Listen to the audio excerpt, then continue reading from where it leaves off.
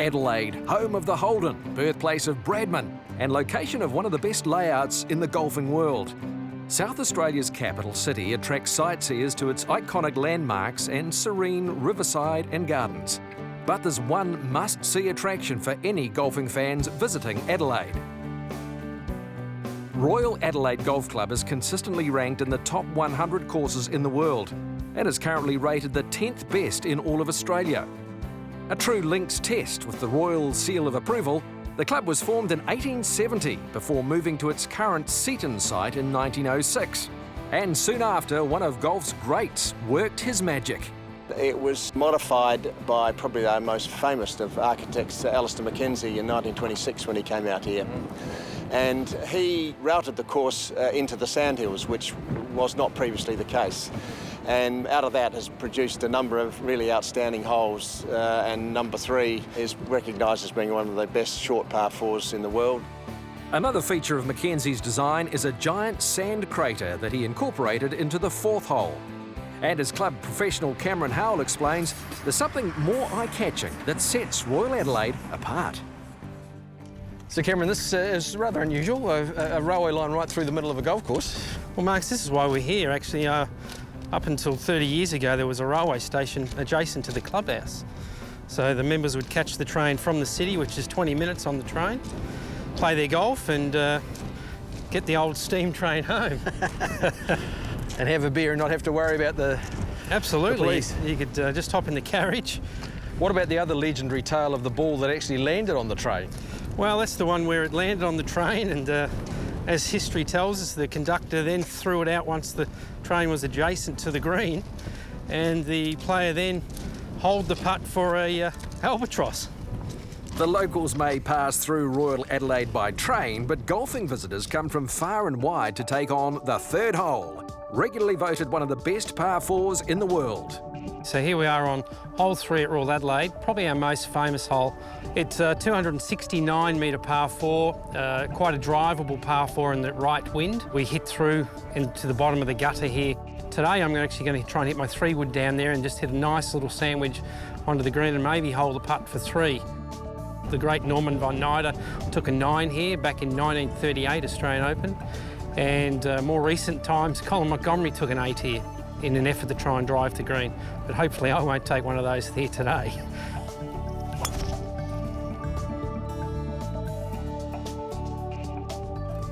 Well, there we go.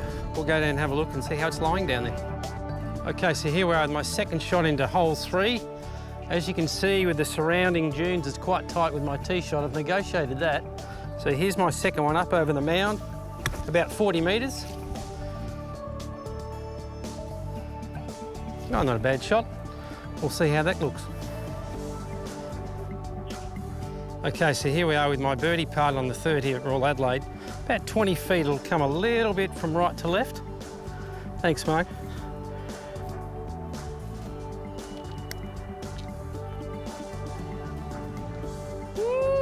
Oh, there we go, that was pretty close.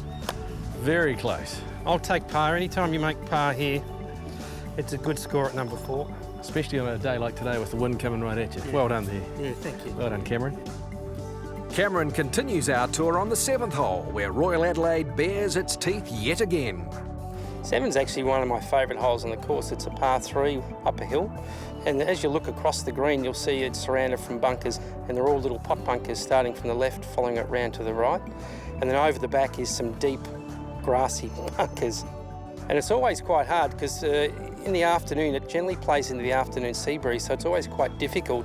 One of the great features of this green is it's got quite a lot of slope. So if you're behind the pin, it's generally a fast putt, putting back down the hill. If you're behind the pin in late afternoon, it can leave you trembling at the knees a little bit because it's got quite a lot of slope on it.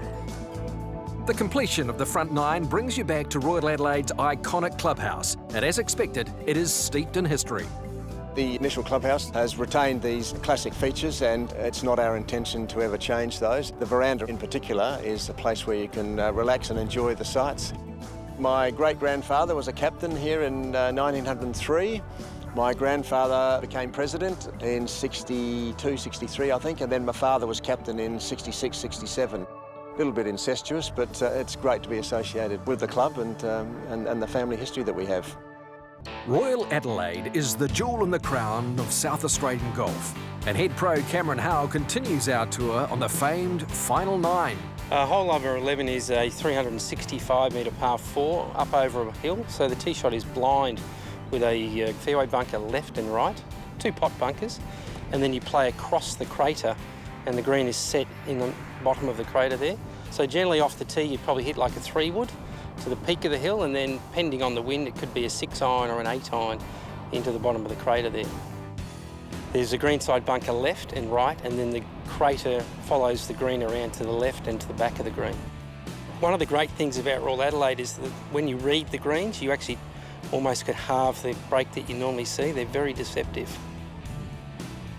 14 is one of our long par 4s on the course. Again, blind tee shot up over a hill with fairway bunkers all the way down the right-hand side and then long rough on the left. Once you come up over the hill, you're then faced with probably like a 5 to a 4-iron into the green that's raised in the distance with, again, another crater short of the green. And it's always a difficult shot if you actually misjudge your shot in, because then you're in the bottom of the crater looking back up at the flat green, and then the green's surrounded with a pot bunker left and 2 pot bunkers to the right. One of the great things Mackenzie did when he came here is he moved a lot of the holes around to use more of the natural slopes. Before he came here, the hole was significantly shorter and the green was on the other side of the crater. 18's a 386-metre par 4. Recently in a golf article, Adam Scott said this is one of his favourite holes in golf. Adam being an Adelaide born and bred boy, generally can play into a left or right breeze off the tee, so it's a dogleg left with the wind coming off the left, which really creates some difficulty for most players that generally fade the ball. This is always one of the difficult shots into Royal Adelaide, is the green is quite narrow. Greenside bunkers to the right and then a grassy ditch to the left, which if you get the wrong wind you can just miss the green. It can feed down into the grassy ditch. The green itself, it's got a tiny little tier on the back right of it, but again, like most of the greens at Royal Adelaide, they're flat and quite subtle in their breaks.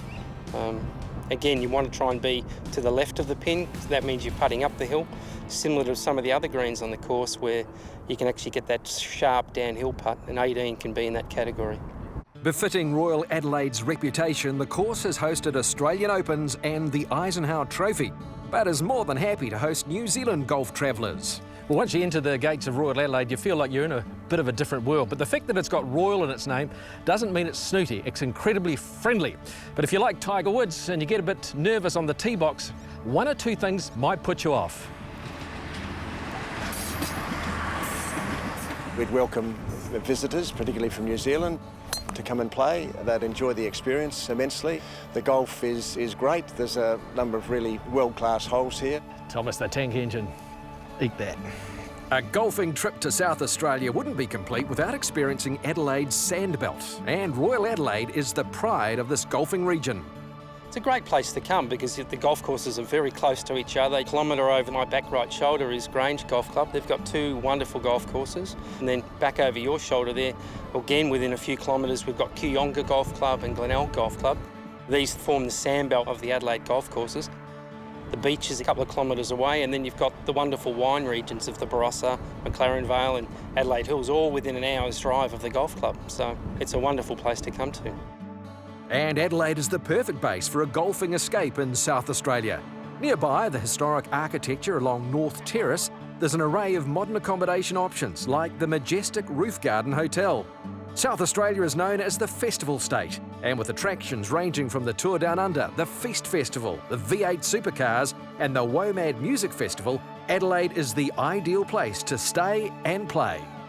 Being so central to everything, travellers can get to the Barossa Valley in a matter of just over an hour and get down to the McLaren Vale in 45 minutes. You've got Flinders Ranges, Adelaide Hills just here, all within an hour to 2. I've got plenty of golf courses and things like that close by. After an experience that's not a big city, a bit more to do with nature and fine food and wine, absolutely come to Adelaide.